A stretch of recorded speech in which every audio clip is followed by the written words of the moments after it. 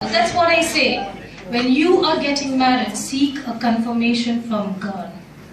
Because if you're doing things out of your own will, tomorrow you will be the sufferer. Amen? Amen. Amen. Hallelujah. Hallelujah. After you have got married, you agree to each other, the girl is beautiful, you have got married and everything. She is perfect, she looks very good with all the makeup she puts in and everything. So one fine day after you got married, next day, when you wake up, you see, is this the same lady that I got married to? That same face I have to keep on looking again and again. Maybe she doesn't have even original tooth, so when you kiss her, maybe the dentures come out in the hand. Hallelujah! So in this case, what do?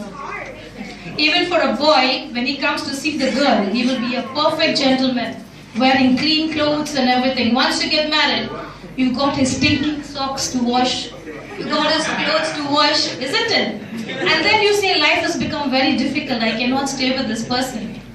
Yes? Why? Because you have sorted out things on your own. But there is a time also when you come to the Lord and you seek Him. Marriage is not about feelings, it is about a commitment that you make. Amen. Amen? Amen. When you get married in front of Jesus, you make a commitment saying, whatever it is, in sickness, in poverty, in anything, I will not leave this person. I will always be with him. That is a commitment you make with the person during that time. I will just tell you a story. There was a vice president of one of the company, and he was a very rich man. He had a wife, and this wife, suddenly she fell sick after many years, and she happened to lose her memory. So when she lost her memory, this guy decided that he will quit his job. So when he went over there to his company, he said, I want to quit my job. So one of the members of the board of directors says, why do you want to leave such a good job? We all need you over here. And you want to leave the job for a person who doesn't even recognize you, who you are? He said, even if she doesn't recognize me, I know who she is. And I have made a commitment that I will never leave her. Amen? So this should be the bond between both husband and wife. Once you make a commitment, what comes whatever, you will not leave her. Hallelujah? Amen. Amen. Next is, I will say, wives, you have to be submissive to your husbands. Hallelujah. Amen. You are the one who has to be submissive to them. You have to go to pray for your children. Yeah? Sometimes husbands will complain that, I come all the time. There is a story.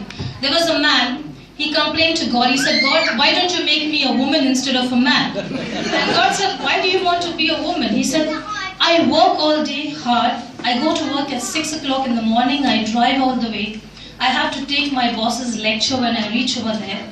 Then I come back tired, I'm all tired, busy doing all my work. And I come back so late in the night at around 7 o'clock. So God tells him, okay, how many hours do you work? 10 hours? 8 hours? Okay, now if you become a woman, I will show you what things does a woman do.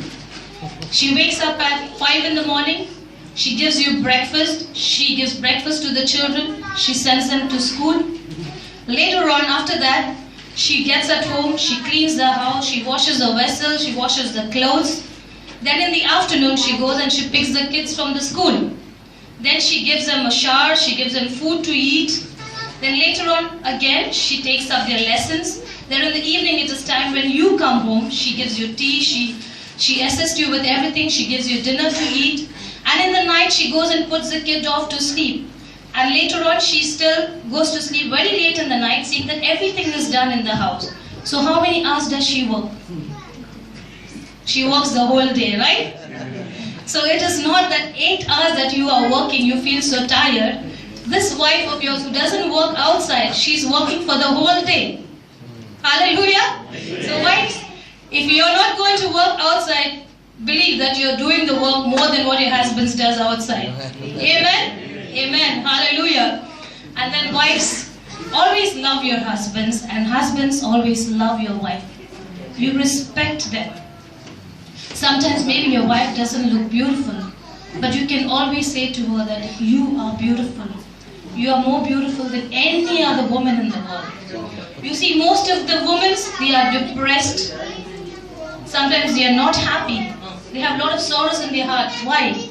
Because they feel that their husband doesn't treat them well. Sometimes when a woman is sick, the husbands find a point, he goes and he tells the other woman, oh, my wife is sick and I have to do everything in the house. Why? Because they want sympathy from the other woman.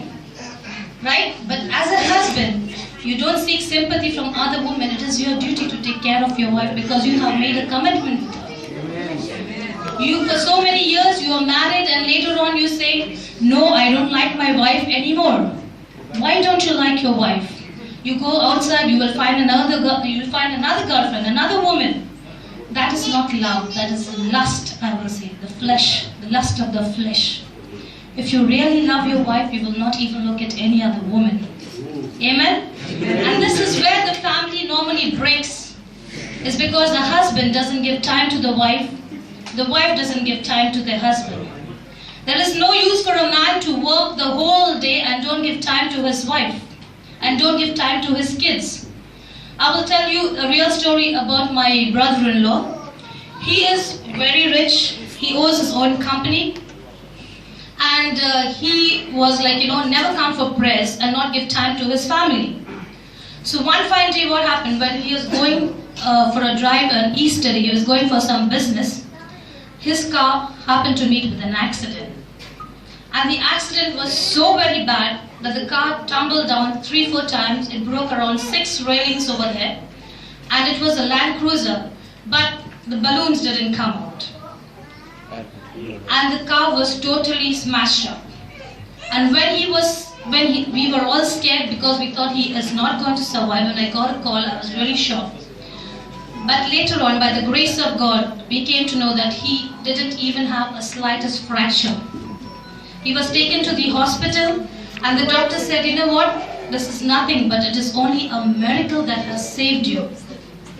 And today he believes that. He said, with whatever money I have, I couldn't have saved my life. It is God who has given me this life. And he makes it a point to go to church early. He puts down the mat in the church. He makes it a point to come home early at 7 o'clock in the evening, be with his kids, take down their lessons, and pray along together as a family. This is what about. If you do not learn, God will teach you how to do things. Hallelujah? Amen. About family, wife, I said that you have to be submissive because the husband is also the head of the house. So the husband has to take care of his family and of his kids. Because it says in science that a woman has 1 chromosome and a husband has 2 chromosomes. That's the X and the Y. So, and only the X chromosomes can say that it will be a girl child and the Y a boy child. So it says only the man is the one who can decide the child whether it's going to be a boy or a girl. So that means in the same way, I will say the men, you are the head of the house, you have to take care of, you have to decide in your mind that I am going to take care of my family. I am going to take care of my kids. Hallelujah? Amen. Amen. And as Christians, I will say, do we believe that, do you ever have, sometimes you say, I'm not happy with my husband, I'm not happy with my wife, and I want to go in for a divorce. Family breaks up. Divorce, is it permissible in the life of a Christian? Can any of you tell me, is it permissible in the life of a Christian? No. No. What does the Bible have to say about this? Everyone who divorces his wife and marries another commits adultery. And he who marries a woman divorced from a husband, he also commits adultery. Amen? And it says to the married in 1 Corinthians, I give this charge, not I, but the Lord. The wife should not separate from her husband. But if she does, she should remain unmarried or else be reconciled to her husband, and the husband should not divorce his wife. It clearly says in the Bible here. It's sometimes I believe that marriage has become like a fashion. You get married to somebody and tomorrow you say, I'm not happy, I want to quit. You have live-in relationships over here. Husband, you are not married but you're staying together. You're committing adultery in the sight of God. How much did God say? Even when you're married, your bed will be judged. You cannot defile your bed. How much more for when you are unmarried and you're staying into relationships like this? How much more you will be judged by God. Tomorrow, even if you happen to get married to somebody else, you know these curses will always follow you for what you have done before. Your family will not be happy. If you see in the Bible also, when Abraham got married to Sarah, and God had promised her to have she will go to have a child. But Sarah, at the end, told her to go into the maid so that she could have a child. But who got the inheritance from God? Was it Ishmael or was it Isaac? It was Isaac who got the inheritance from God. That is out of the first marriage. If you have the second marriage, God is not happy with that. Your children will suffer. Your generations will suffer. You will not get any inheritance from God because of that, because God is never pleased with such kind of marriages.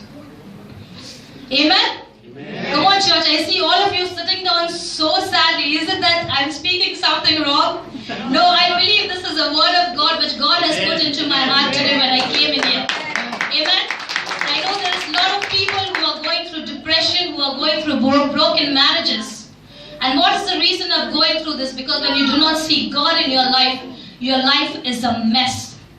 If you see God in your life will be a message to everybody. It won't be a mess. Amen? Amen? And in the same way, when you get your children, you need to grow them up in the love of God. Teach them from the Word of God. Do not fear to give them spanking sometimes when they're doing wrong. You have to. But see that they walk in the right counsel of God. Amen? Sometimes fathers are earning so much of money. They have no time for their kids. They are getting all these things on the expense of losing their children. Their children go into drugs. Their children go into bad things, goes into pornography, goes into all these things. Why? Because as parents, you don't have time to sit with their children and speak to them. You don't have time to share the Word of God with them. Teach them from the Word of God. Counsel them sometimes when they need to be counseled. Give them your time.